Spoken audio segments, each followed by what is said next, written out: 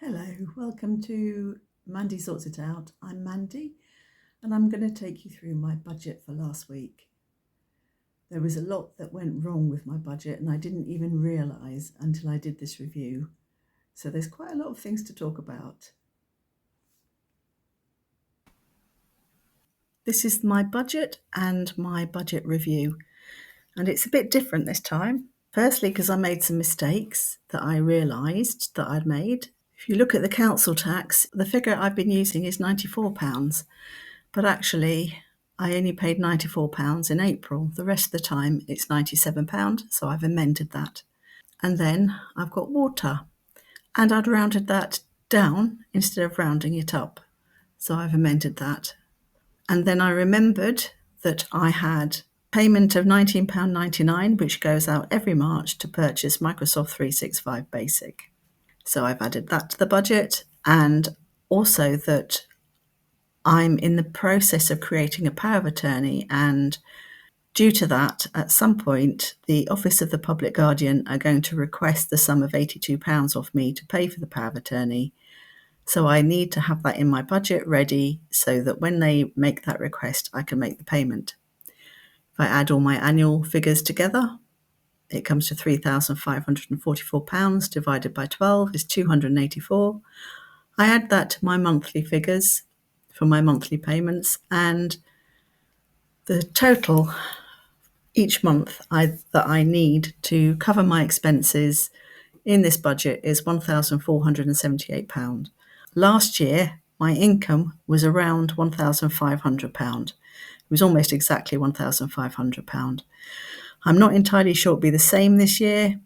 There's so many things it depends on, whether expenses go up, whether my income goes down. So I'm very pleased to be £20 under per month. I don't know if that's going to be enough, but I am trying to make income in other ways, so we'll see how we do. And this is my review. This week is slightly different to every other week because I initially started my budget on the 25th of April 2025, and I wasn't concerned about it not running over calendar months at all, until I found that adding up and subtracting was hard work and decided to use an app. And the app I've chosen to use, called Money Manager, has a free version, which I'm using, and that free version only offers you the opportunity to use calendar months as a monthly basis. If you pay for it, and it's not that expensive, at some point I probably will pay for it. If you pay for it, you can choose when your months start and end, but I can't as a free user. So I've decided to switch my budget over to a calendar month budget. And it's taken a lot of work working out how to do this, but I eventually have made the change. And what I've done is that I have decided I will just do this week as a standalone, 25th of June to 30th of June. It's actually only 6 days. I will do it as a standalone, and then the next period I will start is from the 1st of July to the 31st of July. I'll carry on recording every week. I'll do a weekly roundup and then an end of month roundup, as I did before. And the other thing I've decided I've done in order to facilitate the move to a change in dates is I looked at my monthly expenses for the year so far, and I've taken out the expenses from the 25th of April to the 30th of April, which was a sum of £46.71. I've taken that out of here. And the monthly, I had added an extra week onto here. So this sum is 12 times £221. £221 is the amount of monthly expenses I allow myself. And I had added another £55 for the extra week. Well, I've taken that off again. So now everything should work out that this budget is for 12 months, starting from the 1st of May 2025. Fingers crossed. I do not want to do any more figuring out. It's been hellish. Anyway, let's look at my spends. So for those 6 days, I actually spent a fair amount of money. I had to do some food shopping and I was rather low on some things, so I ended up spending £28.89. And then I brought a number of incidentals. When I was in Aldi, I saw a blow-up single bed and I was very impressed because I've got some friends coming to stay in a few months and I wasn't sure where I was going to sleep. I've got 2 beds and there'd be 3 of us. And I'd been thinking about borrowing a camp bed from my niece, but I knew it was very narrow and I was a bit concerned I wouldn't sleep very well on it. So when I saw this single blow-up bed for £6.99, I thought that how perfect, how fantastic. So I bought that, came home with it, and then realised I had nothing to blow it up with. And I had seen in the centre aisle of Aldi that they had some foot pumps. So I went back. The pricing wasn't very clear on the bin with the foot pumps in. There were some electric pumps in the bin, which were £4.99. So I assumed that the foot pump would be less. But when I went to pay for it, it was £4.99. So I said to the assistant that I didn't want it, as it was exactly the same price as the electric pumps. And she kindly sorted that out for me. And I went back and I got an electric pump. I also bought some chocolates because I have a form that I need to witness for some work I'm doing on behalf of my mother. And I thought it'd be nice to have some chocolates to give whoever witnesses it when I find someone who is suitable to witness it. And then I bought a dustpan and brush because my car is getting covered in spiders' webs. So I decided to buy a dustpan and brush so I could use the little brush to brush down my car. I had income of £14. That's 6 days. About £10 of this, slightly over, was from the council. They had taken tax out of the payment they gave me for working the election. And then now they have sent me that money that they took out for tax. I'm presuming it's because I don't pay tax in the UK. I knew they were paying me £50 and I thought I was going to have to reclaim this tax payment when I complete my tax bill. But I didn't, so it saved me a job. That's really good. As regarding not paying tax in the UK, I would rather pay tax in the UK. Unfortunately, I can't. There is a double taxation agreement with the country where my property is located. I find it odd talking about it as a property. It's my family home that I'm not currently living in, but nevertheless, there is a double taxation agreement, and that states that if you rent out the property, which I do, you must pay tax on your income to the country where the property is located. So I have to pay my tax overseas. I fill out a tax form in the UK. I tell them that I've received X amount of income from a property overseas and I've paid X amount of tax. And they then ignore that and give me a personal allowance, which covers my bank interest. I don't get a personal allowance overseas because I'm not resident overseas. So it's all a bit complicated and I'd much rather it wasn't. I'd much rather just pay tax in the UK, but it isn't an option. I bought some deodorants, that's toiletries and cleaning, and I bought a book which I'm going to take with me to Bristol when I visit family there because I think my niece will love it. If she doesn't, I've seen them selling on Vinted for £3 or £4, so I can sell it on Vinted instead. So looking at how I did this week, I gave myself £55. I know it's not a week, and £55 would be what I'd set aside for a week, but I just went with it. So my budget for toiletries and cleaning was £7. I spent £1.99, so I have £5 and twopence remaining.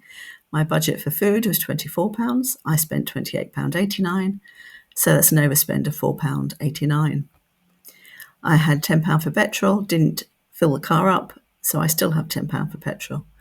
I had £14 for incidentals and I spent £17.98, but I have no regrets because I think that bed was a wonderful buy. And the pump as well. My friend has just told me that they bought an electric pump for £99.99. Theirs works in the car, mine doesn't, so I don't know if that's the difference, but I was very chuffed with my bargain when I heard that. Incidentals was £14. I spent £17.99, leaving £3.98, leaving an overspend of £3.98. And I didn't spend anything on a phone, and I didn't expect to, so I didn't budget for it. How does this leave me in my annual expenses? Well, I've made some changes to my annual expenses. When I was doing all this work on my budget, trying to work out how I do the extra week, whether I would keep it or get rid of it or take it off the end or take it off the beginning, I realised that I was recording annually most of my expenses, but not all of them. And the reason for that initially was I didn't see the point in paying attention to those expenses I could do nothing about, like the council tax. I can't do anything about it. It is £97. So there's no point me looking at it every month and saying, can I get it down? Because I can't get it down. So I wasn't including those figures. However, I've started to feel that I was working on figures that were just abstract concepts rather than it actually relating to the money in my bank account. And that doesn't feel comfortable or right. So what I've decided to do is to list everything here and to add my income. So I look back and I've worked out how much income I've had since the 1st of May 2025. That includes property rental income. It includes the compensation I've had, the pay I've had for working the election, some bank interest, premium bond wins, if I have any, will be put in there too, vintage sales, etc. Any income, I will list it up here. I may not list it in great detail. I may just put income, but I don't know yet. I haven't decided. It feels a bit public to be saying exactly what I've got, but at the same time, I might. I don't know. I don't know that I'm that worried, but we'll see. But anyway, that is the amount of income I've had since the 1st of May 2025, £3,423.88. Then I've listed everything I've spent this year.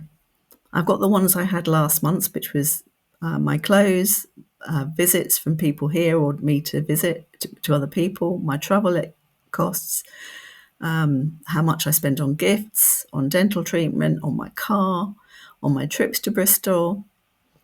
I've got my annual roundup of my monthly costs, and I've got a miscellaneous category which is for my contents insurance, because I realised that wasn't included, the Microsoft Basic and the Power of Attorney.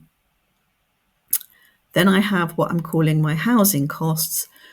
So that includes my council tax, my electric, my water, my broadband, and my rent.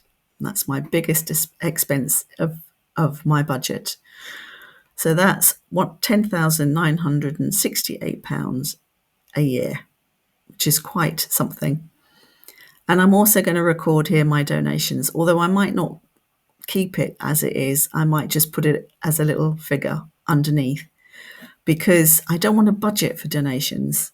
I don't think I'm secure enough in my position to budget for donations. I think donations will be something I'll make now and again. I don't think I want to budget for them. I think it will depend on how I'm doing with my income. So in the period from 1st of May to 30th of June, I have spent £2,370.55, and my income was £3,423.88. So I've got over £1,000 extra income to my expenses. But that's not really very surprising. It's not an expensive time of year for me this time of year. I don't pay for any of my big expenses now. It's good to know that that money is salted away. I'm planning to visit my son in November, and that I budgeted £670. So that's quite a big chunk out of that £1,000, but it's good to know that I have the money there to do it. I think this is going to be a lot better for me to see my entire budget like this. I know some of the costs are bunged together, like this miscellaneous and the car, but I think it's going to keep me much happier, and I'll be able to see how much I've got in remaining expenses as well. So at the moment, although we're 2 months in, I'm less than a sixth through the expenses. If I divide my budget of 17,939 by 6, I get £2,989.83 recurring. It is one of the cheaper parts of the year for me. I haven't had to pay many of my expenses. All the big ones are later in the year. So I'm very glad I've got that money aside, and I will be looking to add to it and build it up so that I can afford everything as it comes. Okay, I hope that's explained everything, all my changes and corrections and the decisions I've made about how to change the budget going forward. And from now on, it'll be on a calendar month basis. So the next one will be the first week of period 3. Thank you for watching my video, and I'll see you next time. Bye.